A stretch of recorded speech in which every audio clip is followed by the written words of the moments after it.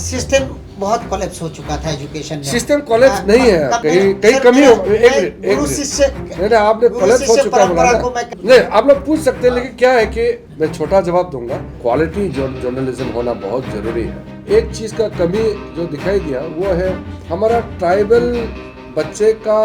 आज हमने 2 स्कीम्स तो आज ही सैंक्शन कर दिया है। 40,000 करोड़ का आज रिव्यू मीटिंग लिया। मुख्यमंत्री पेमा खांडू जी और उप मुख्यमंत्री चौनामेन जी और मिनिस्टर सोशल वेलफेयर और साथ में कई डिपार्टमेंट्स यहाँ अरुणाचल में संभाल रहे हैं। केंतो जिनी साहब जो मेरा लाइन मिनिस्ट्री संभाल रहे हैं वो भी मौजूद थे, और रोदे बुई जी जो एडवाइज़र है डिपार्टमेंट का, जो सोशल वेलफेयर और बाकी और देख रहा है।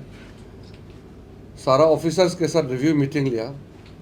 ये मेरा अपना स्टेट भी है और मैं यहाँ का लोकसभा एमपी भी हूँ, इसलिए मुझे यहाँ का प्रॉब्लम, यहाँ का रिक्वायरमेंट समझने में कोई मुश्किल नहीं है।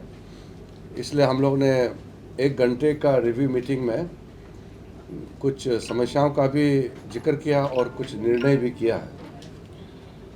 सबसे पहले तो मेरा जो माइनॉरिटी अफेयर्स मिनिस्ट्री है उससे 800 करोड़ से ज़्यादा पैसा हमने ऑलरेडी अरुणाचल प्रदेश को दे चुके हैं। 2019 में मैं जब यूथ अफेयर्स और स्पोर्ट्स मंत्री थे तब मेरे पास में एडिशनल चार्ज माइनॉरिटी अफेयर्स का भी था।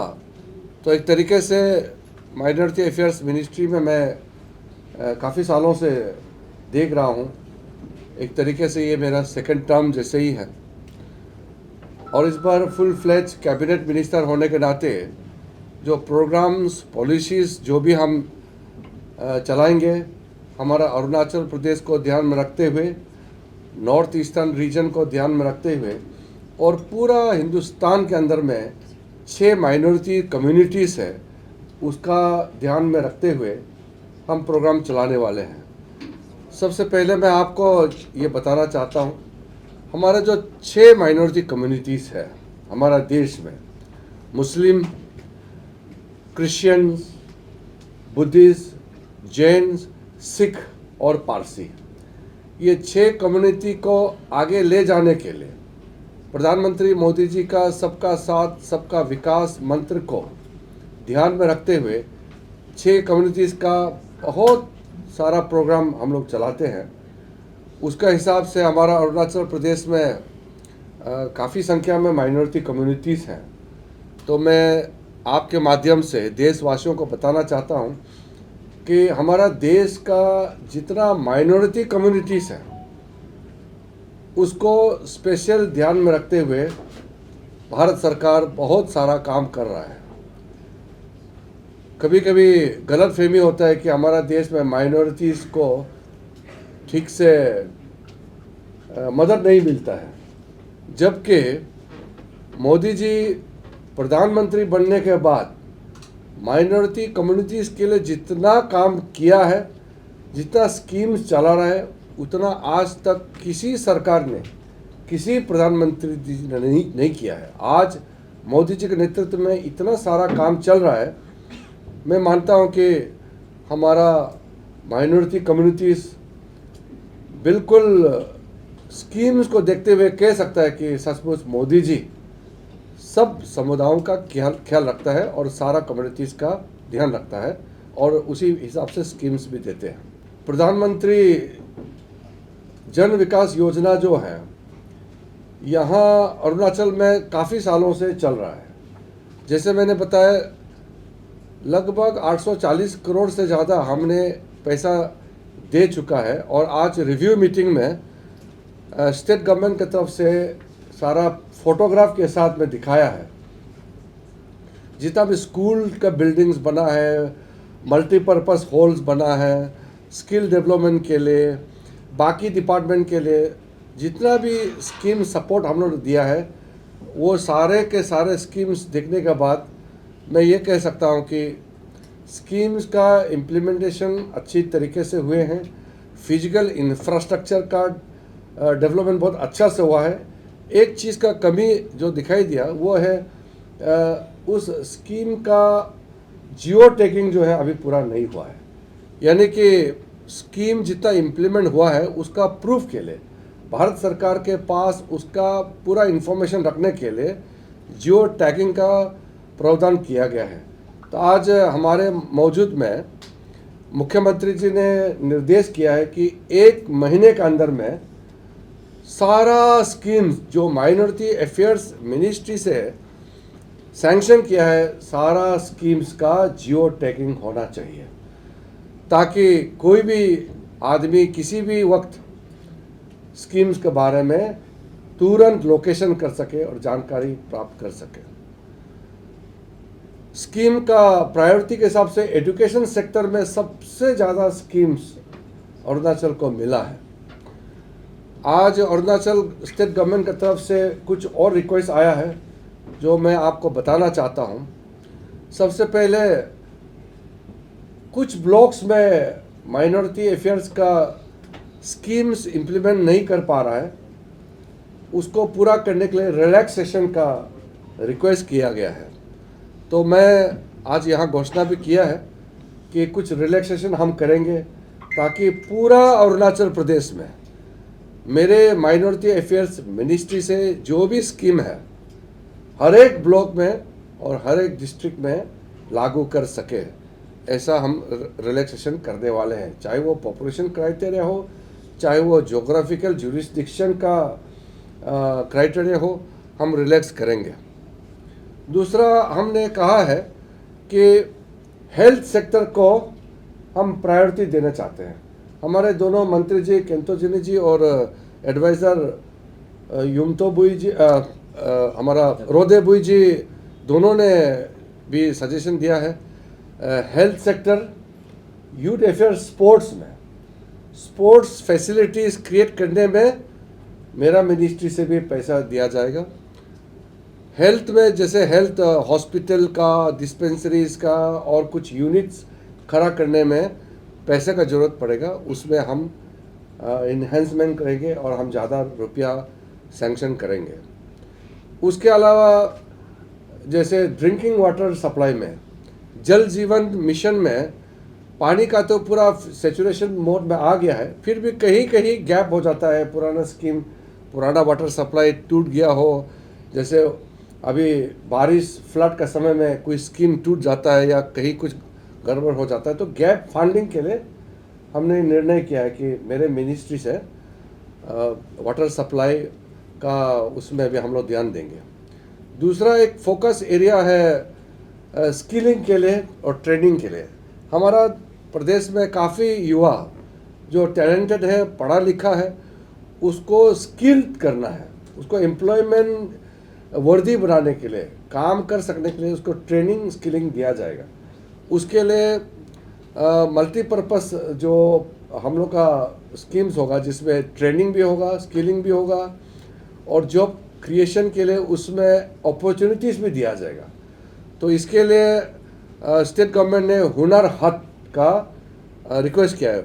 हुनर हट में जैसे कि एक जगह में किसी भी टाउन में जो लोकल हैंडीक्राफ्ट, टेक्सटाइल्स, हैंडलूम वगैरह आइटम्स जो होता है उसको सेल करने के लिए स्पेशल मार्केट टाइप का चाहिए, जहां हमारे गांव के महिलाओं का, युवाओं का उसमें आ करके अपना शॉप रख सकते हैं। वहाँ सामने में ट्रेनिंग होगा, प्रोडक्शन होगा और वहाँ सेल भी कर सकते हैं। इस तरह का हुनर हट बनाने का हमने फैसला किया है।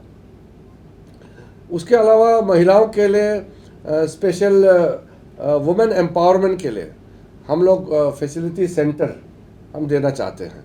तो महिलाओं के लिए जो स्कीम्स आएंगे उसका प्रायोरिटी स्टेट गवर्नमेंट को करने के लिए हमने कहा है।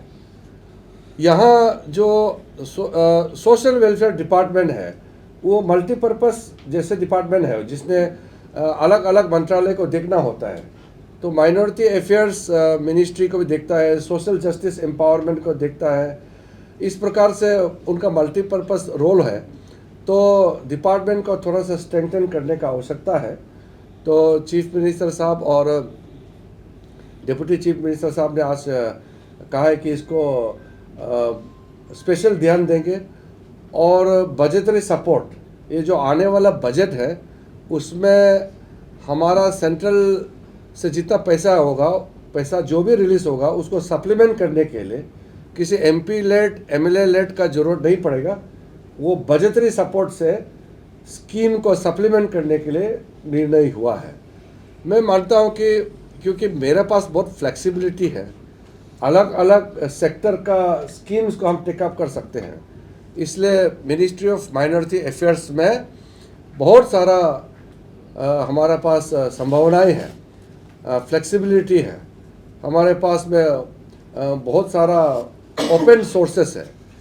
तो मैं आप सबको आपके माध्यम से अरुणाचल के जनताओं को कहना चाहता हूं कि आने वाले कुछ दिनों के अंदर में हम अपने मिनिस्ट्री से अरुणाचल के लिए प्रायोरिटी में बहुत सारा स्कीम्स और नए नए स्कीम्स हम देने वाले हैं। आज हमने 2 स्कीम्स तो आज ही सैंक्शन कर दिया है। एक तो upgradation of community play ground वहाँ चांगलांग डिस्ट्रिक्ट में हमने अप्रूव किया है एक स्कीम का, और दूसरा है upgradation of infrastructure at government ME school पक्तू है मालिंग, पक्तू मालिंग अपर सुबनसिरी में। वो तो आज ही हमारा डिपार्टमेंट के ऑफिसर्स ने मुझे अप्रूवल लिया है और ये आज ही हम लोग ने घोषणा किया है। उसके अलावा 35 करोड़ सेंट्रल शेयर जो ऑन गोइंग प्रोजेक्ट है, काफ़ी कार्यक्रम चल रहा है, उसका 35 करोड़ भी आज ही अरुणाचल प्रदेश को हमने अप्रूव कर दिया है। तो इस प्रकार से ये शुरुआत है। आने वाले दिनों में हमारा यहाँ के जो विभाग है उनसे तालमेल करके मेरा मिनिस्ट्री का ऑफिसर्स लोग रिव्यू मीटिंग लेते रहेंगे। मैं अरुणाचल का खास करके जो मेरे मिनिस्ट्री का स्कीम्स को जो इम्प्लीमेंट करता है मैं उसको भी बधाई देता हूँ। यहाँ के जितने ऑफिसर्स हैं, सेक्रेटरी, सजेता, डायरेक्टर, ये जितना भी फील्ड ऑफिसर्स हैं, उनका जो ह्यूमन रिसोर्सेस का कमजोरी होते हुए भी अभी तक मेरे हिसाब से इंफ्रास्ट्रक्चर का इम्प्लीमेंटेशन की दृष्टि से काम बहुत अच्छा किया है। अब नया सरकार बना है और केंतो जिनी साहब को मिनिस्टर बनाया है, रोदे बुई साहब को इसका एडवाइज़र बनाया है। दोनों हमारा अच्छा साथी है, हमारा पार्टी में पुराना साथी रहा है और दोनों को इस बार जिम्मेदारी दिया है। तो मैं खुद इस मिनिस्ट्री का मंत्री होने के नाते कोई भी प्रॉब्लम इन लोगों को फेस करने नहीं देंगे। हमारा यहाँ की जो ऑफिसर है, सेक्रेटरी, डायरेक्टर, पूरा टीम को मैं भरोसा देता हूँ। आपका जो भी प्रोजेक्ट प्रपोज़ल जो दिल्ली में आएगा, किसी रूप से उसका तकलीफ़ नहीं होगा। हमारा पूरा ऑफिशियल टीम मेरे मिनिस्ट्री में लगे हुए हैं। कुछ गांव और कुछ एरिया में बाकी है जिसका टावर इरेक्शन का काम चल रहा है और नेटवर्क का कमज़ोरी है।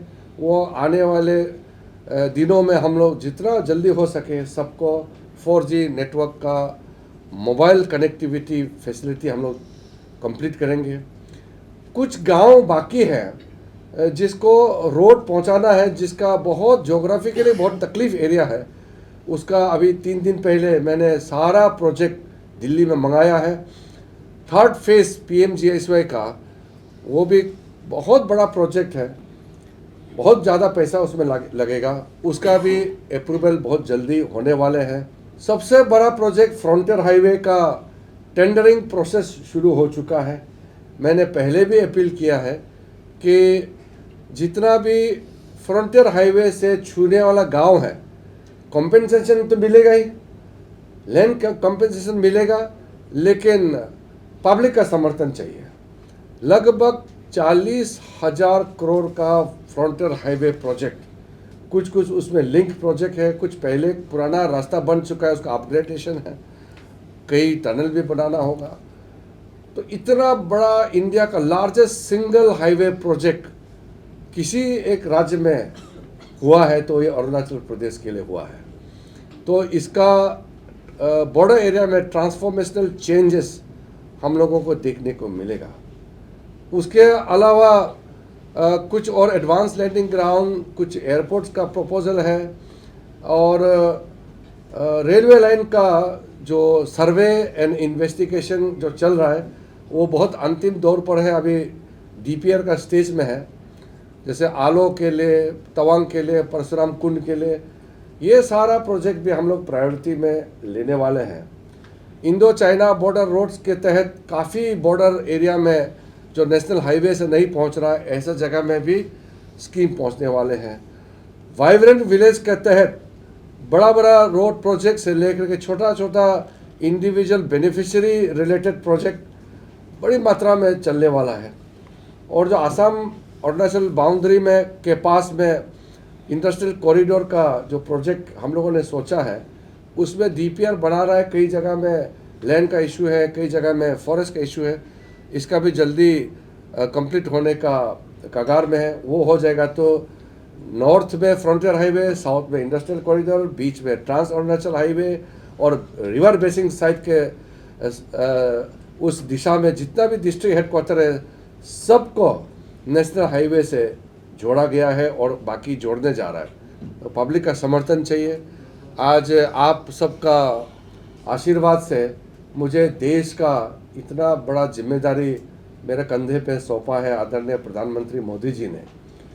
तो मैं देश को संभालते समय और अपना मिनिस्ट्री को संभालते समय मेरे दिमाग में हमेशा ये ध्यान में आता है कि मैं अपने प्रदेश के लिए क्या कर सकूं, क्योंकि मैं यहाँ का लोकसभा एमपी भी हूँ और इतना साल मेरा एक सीनियरिटी के हिसाब से भी काफ़ी एक्सपीरियंस प्राप्त किए हैं। उस दिशा से एक ज़माने में हम लोग मांगने के लिए चिल्ला चिल्ला के दिल्ली में फ़ान मांगते थे। हमारे सिर्फ आवाज़ को देश दुनिया के सामने में रखने के लिए तड़पता था। आज आप ही का एमपी देश चलाता है, प्रधानमंत्री जी के साथ बैठ करके उसको सहयोग करता है, कैबिनेट में बैठता है। आज पार्लियामेंट्री मिनिस्टर, पार्लियामेंट्री अफेयर्स मंत्री होने के नाते पार्लियामेंट चलाने का इतना बड़ा हमारे कंधे पर जो रिस्पॉन्सिबिलिटी है उसको ध्यान में रखते हुए अपना प्रदेश को आगे ले जाएंगे और आप सबका सहयोग चाहिए। और मैंने देखा है हमारा प्रदेश का जो मीडिया है काफ़ी वाइब्रेंट हो गया है। हमारा काफ़ी युवा, काफ़ी टैलेंटेड लोग जर्नलिज्म में, मीडिया के क्षेत्र में उभर के आए हैं। आपका वेलफेयर के लिए भी हम लोग सोचेंगे। हमारा मुख्यमंत्री जी से भी बात करके आप लोगों का ध्यान हम लोग कैसे रखना है हम सबको सोचना है। मेरा एक ही एडवाइस है, क्वालिटी जर्नलिज्म होना बहुत ज़रूरी है। सिर्फ हेडलाइन के लिए एक बाइट देने से वो सिर्फ उससे नहीं होगा। आप लोगों को तो अंदर तक जाना होगा, इशू, इंटरव्यू, अच्छा प्रोजेक्ट के बारे में स्टडी कीजिए और अपना अपना परफेक्शन लीजिए कि कोई मीडिया चैनल एजुकेशन सेक्टर में परफेक्शन करता है, कोई मीडिया चैनल वेलफेयर क्षेत्र में, कोई हेल्थ के क्षेत्र में, कोई सोशल कल्चरल इंटरटेनमेंट, कोई चैनल तो सिर्फ इंटरटेनमेंट का भी होता है। तो इस तरह का अलग अलग आप लोगों का मौका आपके सामने में पड़ा है। आप लोग पढ़ा लिखा है, मेहनत करते हैं, तो आपके माध्यम से मैं अपना अरुणाचल के जनताओं को इतना भारी बहुमत से मुझे फिर से लोकसभा का मेंबर बनाया है और उसके बदौलत प्रधानमंत्री जी ने जो जिम्मेदारी सौंपा है, तो अरुणाचल प्रदेश के लिए वो ज़माना नहीं रहा हम हाथ मांग करके, हाथ फैला करके लोगों से मांगते थे। दिल्ली में एक एक ऑफिसर को हाथ जोड़ना पड़ता था। आज आपका एमपी दिल्ली में बैठ करके देश चलाता है, तो अरुणाचल का कोई प्रॉब्लम नहीं होगा। और अरुणाचल की जनता दिल्ली में भी बहुत आता है, लेकिन नहीं आने से भी मैं खुद ही वहाँ से सारा काम इंतज़ाम करके पहुँचा देंगे। सारा स्कीम्स, सारा प्रोग्राम्स का सैंक्शन करना मेरा जिम्मेदारी है। स्टेट में हर एक मंत्रालय के हिसाब से डिपार्टमेंट बनाने का कैपेसिटी नहीं हो सकता है। जो अरुणाचल छोटा स्टेट है तो हमारा बजट छोटा होता है, और बड़ा स्टेट में तो एक एक बजट में 10,000 20,000 करोड़ का बजट होता है, तो वो डिपार्टमेंट चला सकता है। अरुणाचल में एक एक डिपार्टमेंट 2-3 सब्जेक्ट देखता है कभी कभी। तो जैसे अभी आप ये केंतो जिनी साहब को देखिए, वो अभी कितना 5-6 डिपार्टमेंट देखता है। तो यहाँ अब 12 मंत्री हैं, 12 मंत्री में तो मल्टीपल डिपार्टमेंट को देखना ही पड़ेगा। उसी प्रकार से जो हमारा डिपार्टमेंट है, एक एक कमिश्नर सेक्रेटरी के पास में मल्टीपल डिपार्टमेंट होता ही है, और डिपार्टमेंट में भी कोई कोई ऐसा है जो जिसके पास मल्टीपल विभाग भी हो सकता है, लेकिन मेरे हिसाब से जो अभी बना है ठीक है। सिर्फ उस जो एग्जिस्टिंग डिपार्टमेंटल स्ट्रक्चर को सिर्फ हम लोग कैपेसिटी बढ़ाना है, उसको इन्हेंस कर सकते हैं, लेकिन डिपार्टमेंट का जो स्ट्रक्चर की दृष्टि से तो स्टेट का कन्वीनियंस हिसाब से मेरे ख्याल से ठीक ही चल। हमारा अरुणाचल का ट्राइबल पॉपुलेशन लगभग 9 लाख है और नॉन ट्राइबल बाकी लोग को मिला के लगभग 15 लाख है। तो उसको ध्यान में रखते हुए हमारा ट्राइबल बच्चे का कैसे हमको ध्यान रखना है उसका भविष्य के लिए, और बाहर से जो आते हैं नॉन ट्राइबल्स उनके लिए हमें कंफर्टेबल अरुणाचल अच्छा जगह कैसे बनाना है ताकि लोग अरुणाचल में आए, अरुणाचल में इन्वेस्ट करें, टूरिस्ट के हिसाब से आए, यहाँ खर्चा करें ताकि हमारा यहाँ उनका पैसा हमारे पास आए। ये सारा प्लान तरीका से काम कर रहा है। इसलिए मैंने कहा 10 साल आपने देखा है, 10 साल में बिजली, पानी, सड़क सारा 10 साल में ये जो बना है। अब next phase employment generation, income generation, हमारे यहाँ में skill development, empowerment of youth and women, बूढ़ा बूढ़ी लोग का जिंदगी आराम रखने के लिए, ओल्ड एज के लिए हम क्या कर सकते हैं, हमारा पुराना ट्रेडिशन कल्चर को जीवित रखने के लिए जिसके लिए लोग आते हैं देखने के लिए, उसको कैसे हम लोग जीवित रख सके। ये सारा हमारा क्यूमुलेटिव थिंकिंग के साथ में सारा काम चल रहा है। और मेरा ख्याल से Arunachal one of the most preferred high and tourist destination का हम लोग स्टेट बनेंगे, ये मुझे पूरा विश्वास है। तो जब हम गुरु से एजुकेशन सिस्टम का हम लोग बात करते हैं, हमारा बच्चा कैसे आगे बढ़े, तो सबसे पहले हमारा एजुकेशन ग्रास रूट में अच्छा होना चाहिए। मैंने बोला ना एजुकेशन का। सर मेरा क्वेश्चन ये था कि सिस्टम बहुत कोलैप्स हो चुका था एजुकेशन में। सिस्टम कोलैप्स नहीं है, कम से कम 600 से ज्यादा स्कूल बंद हो चुका है। मनोज ये एक मिनट, आप जो सवाल पूछ रहे हैं ठीक है, कहीं कमी हो, एक मिनट नहीं, आपने कोलैप्स हो चुका बोला ना, मैं कनेक्टिविटी करना चाहता था। एक मिनट, आपने सिस्टम कोलैप्स हो चुका बोला, इसलिए मैं बोल रहा हूँ कोलैप्स नहीं हुआ। कमजोरी को आप पॉइंट आउट करो, सिस्टम चल रहा है, जो भी हमारे बच्चे हैं यहीं से तो निकले ना सर, क्योंकि सिस्टम में काफी डिफॉल्ट्स है सर। हाँ, डिफॉल्ट टीचर्स को हम ऑफिस में लगा देते हैं तो पढ़ाएगा कौन, शॉर्टेज हो जाता है, सब्जेक्ट टीचर का शॉर्टेज है। इस बार पेमा खांडू का सरकार ने टीचर को रिक्विजिशंस किया है, थोड़ा इंप्रूवमेंट हुआ है 10%, लेकिन हम लोग चाहते हैं जैसे आप बता रहे हैं कि ट्रेडिशन और कल्चर को हम लोग भूलना नहीं चाहिए। तो क्या, क्योंकि आपके ट्राइबल अफेयर्स मिनिस्ट्री में आप देखते हैं, तो ट्राइबल अफेयर्स में नहीं देखता हूं, लेकिन माइनॉरिटी में सर, क्योंकि अरुणाचल मेजोरिटी ट्राइबल्स का ही है सर। लेकिन तो क्या कोशिश करेंगे कि गुरु शिष्य परंपरा जो हमारा ट्रेडिशन और कल्चर को भी ये तो बढ़ा देखिए, ये आपका सवाल बहुत बड़ा है, मैं छोटा जवाब दूंगा। मैं हमेशा मानता हूँ निजी तौर पर, हमने क्लास 10 तक क्लास जाते हैं और स्कूल से आने के बाद टीचर के लिए लकड़ी बुकना, टीचर के लिए पानी पहुंचाना, फिर घर में जाकर के माँ बाप के लिए मदद करने के लिए कुछ ना कुछ योगदान करना, लकड़ी बुकना, खेती में जाना। ये तो हम लोगों का परंपरा होना चाहिए। गुरु शिष्य मतलब क्या होता है, जिसने आपको नॉलेज दिया उनको आप फिर सर्विस देना।